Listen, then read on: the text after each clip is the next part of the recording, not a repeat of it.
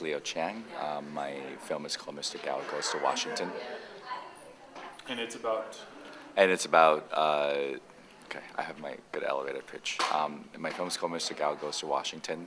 It's an exploration of bipartisanship and supposedly post-racial politics through the eyes of the first Vietnamese American member of Congress who happens to be a Republican from New Orleans. Now, how did you encounter him first? I had made a film prior to this one called A Village Called Versailles, which is about the recovery of the Vietnamese American community in New Orleans after Katrina.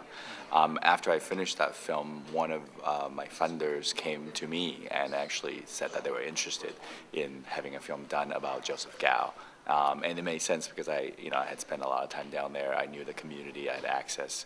So that's actually how I started the project. Now, did you? Now, he was already in Congress by the time you met him? He was already in Congress by the time I met him. I follow him basically through his second half of the term and also his re-election campaign in 2010. Now, why? You were there. Now, were you there when he made the healthcare vote or not? The second one. Not the first one. Yeah, the first one we had to construct it from a lot of news footage and all that stuff. But the second one, yeah, I was definitely there.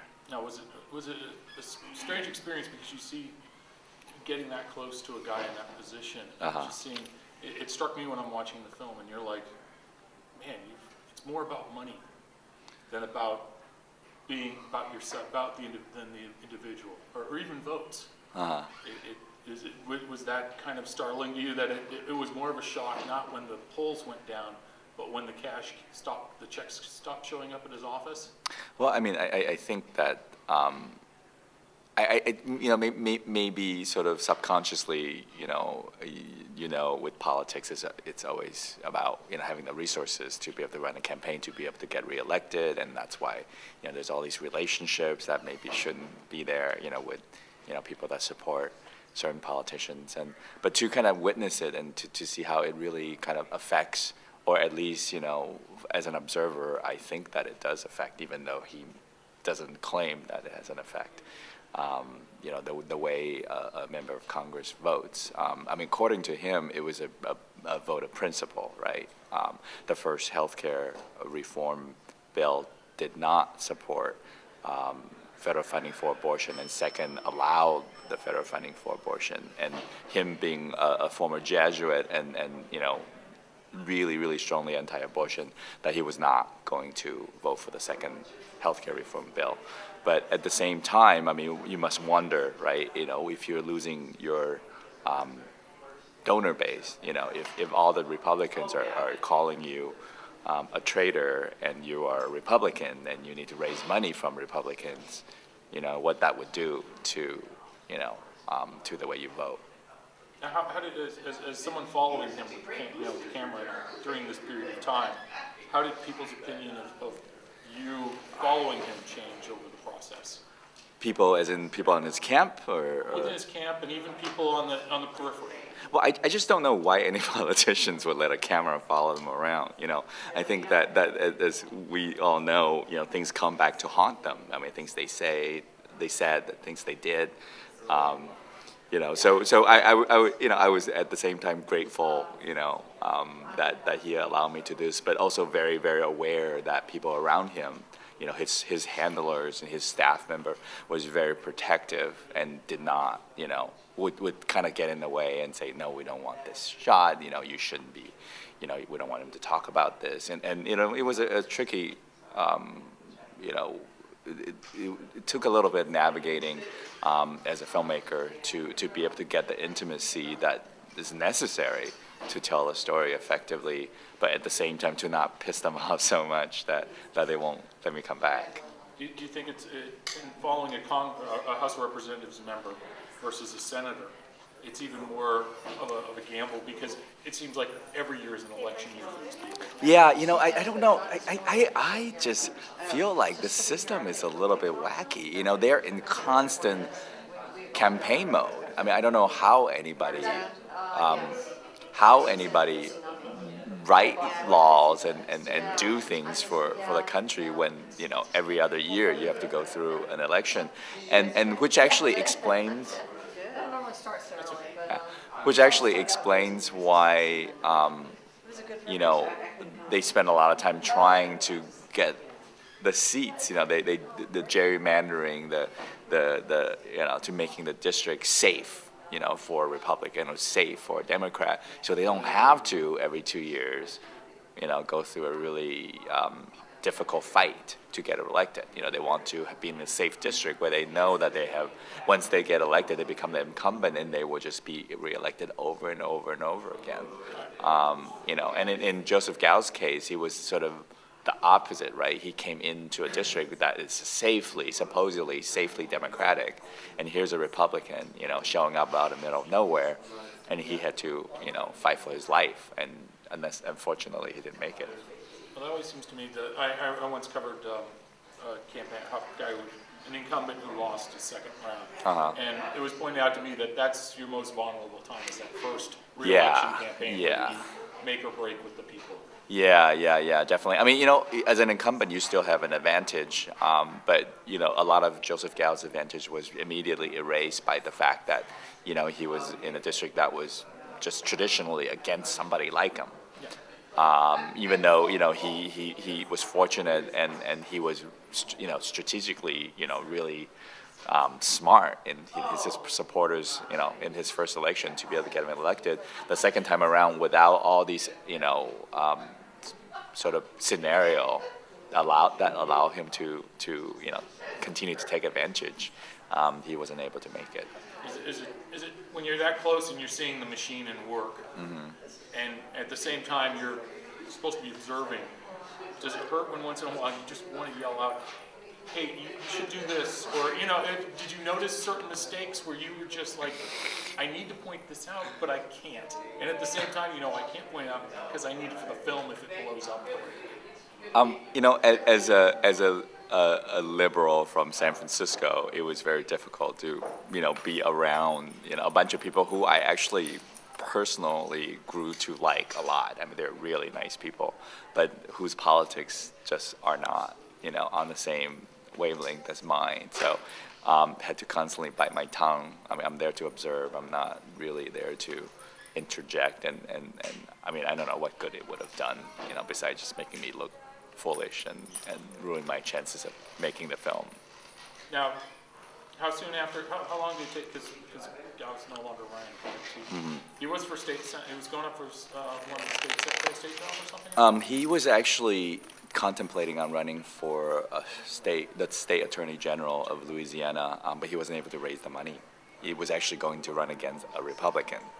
So that's very different, right, than his congressional races. Then do you think he's, seeing how he was looking, is he more focused now on private sector work? Or? He is getting a PhD in philosophy. He decides to go back. I mean, just to, add to this, sort of intriguing, and unpredictable person that he is, he decides that he was going to go back to school and get his PhD in philosophy. And I mean, I don't think he's done with politics, but maybe in the immediate future, he won't be pursuing electoral politics just yet. He's traveling around the country working with other Vietnamese American leaders to try and encourage Vietnamese American candidates from around the country to run and to support them. But besides that, he's pretty much just in the private sector. So he hasn't gone completely in the pundit route? No, and I don't even think he'll be very good at it. He's just not that slick. I mean, that was his charm, right? Here's somebody who comes up as very genuine and an everyman, so does not make good punditry. How far into the re-election campaign did you get an idea that he wasn't going to get re-elected? I mean, I was always sort of really suspicious that he was going to make it, but I think that once the president endorsed his opponent, that was it. I think he was hoping that the president was going to stay out of the race. I don't think he realistically thought that the president was going to endorse a Republican, but he thought the president would just stay quiet because of the relationship that they've had. But that was not the case, and who can blame the president for it? That's his job as the head of the Democratic Party, to try and get as many seats in Congress as possible. Now, how hard was it to get the footage of him, like the White House footage? Was that a family camera? Yeah, I try really hard to actually get in there, but I'm not CNN or I think they only allow one news service in there, maybe like AP or something. So I just bought a flip cam. I gave it to Joseph's wife, Kate, and said, please, shoot what you can. And she came back with those sort of. It's very funny. Every time I get to that section, it jars me to see, like, all of a sudden, oh my gosh, there's a president, in shaky cam, which is. In some ways, it worked out better, almost. It has that sort of intimate texture to it. That's how that footage came about. Now, do you have any other projects you're working on right now? Yeah. Discuss? Yeah, I'm actually starting a new project. I'm co-producing, directing with another filmmaker, Johnny Simons. It's actually something totally different, but still about politicians. I don't know how I sort of ended up on this political route. It's about LGBT candidates, gay and lesbian and transgendered candidates from the more conservative parts of the world who decides to run as an openly LGBT person for a national political office. So we're following this gay man in Nairobi, Kenya, where homosexuality is still illegal and punishable, with the prison sentence, who's going to run for the Kenyan Senate. We're also following a transgender woman in the Philippines who's the head of a LGBT political party, who's going to run for the Philippines Congress. Now, which one do you have to get the most shots for when you go over to do the coverage? What do you mean? Vaccinations. Oh, I actually don't. It's, that's, and we're, the thing is, if you're in the urban area, I mean, I thought I was making these, it's sort of a big excuse to go traveling, but we're ending up in these big, polluted, congested capital cities, where life is very modern, and you actually don't need to get very much of those. So. You've been through all that. I just remember as a kid when we'd have to go to Europe and stuff, they'd always have a list of all the different shots you had. Well, they still do. They still do. But the thing is, since I've been traveling around enough, that a lot of the shots are the same and it lasts for a while. So I'm actually not even worrying about that so much anymore. So. Now, which food are you looking forward to? Have you been to either place yet? Yeah, I just came back actually. I was in Manila 2 weeks ago. Fried everything, fry. In Nairobi, everything is like starchy. So it'd be interesting, trying to keep eating healthy. So. You're going to gain 10. The camera, being behind the camera will add 10 pounds. Is that it? Nicely said. It's actually already happened to a certain extent, so I have to be careful. I mean, the Y is across the street, so maybe I'll have to skip out on the screening and go work out. So. Okay. And now, Mr. Gao, has it been picked up by anyone yet? Mr. Gao is going to be on PBS because it was funded by CPB. We haven't figured out broadcast slot yet. I think they're hoping for sometime around election time. It makes sense. It's election year. It's election film. So he's not running, so it's not a... Yeah, exactly. It's not a conflict of interest or anything like that, which I didn't know that was actually a concern. So I just want to check the time really fast. Okay.